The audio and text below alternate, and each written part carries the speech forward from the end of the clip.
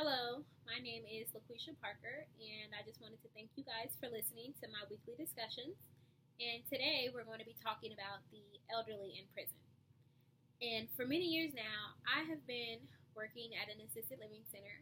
And on Tuesday, the 29th, I interviewed one of my residents, Betty Johnson, on the topic of the elderly aging in prison and her thoughts on that.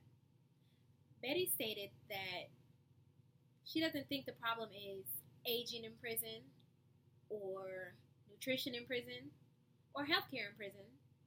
She thinks the problem is personal care because every elderly needs that human touch and they need a personal handshake or a personal hello, not just talking to someone through a glass window over the phone.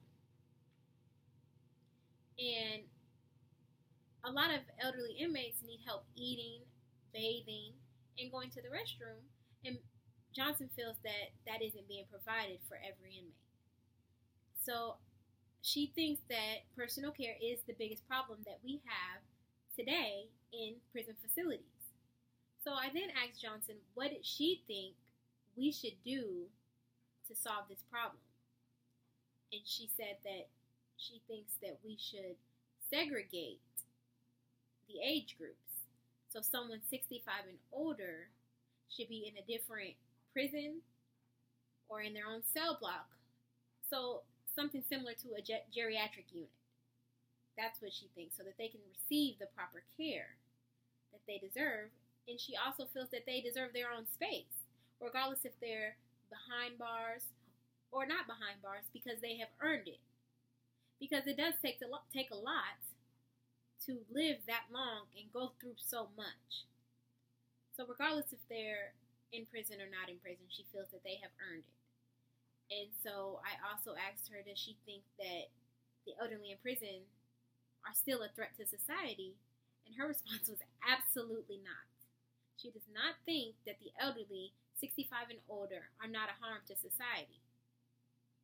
And she feels that if anything, they're more of a threat to themselves because at that age, you're more prone to falling, not being able to take care of yourself, go to the restroom, not even able to eat.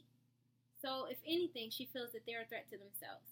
And she feels that one day we will be able to do something about this because it is a problem. So I do plan to use this information and research further into what's going on today with our elderly in prison and if they are receiving the proper care.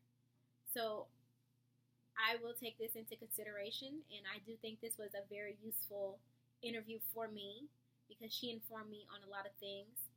So I just want to thank you guys for listening to my weekly discussions. And once again, my name is LaQuisha Parker, and I want to thank you guys for listening. Have a great day.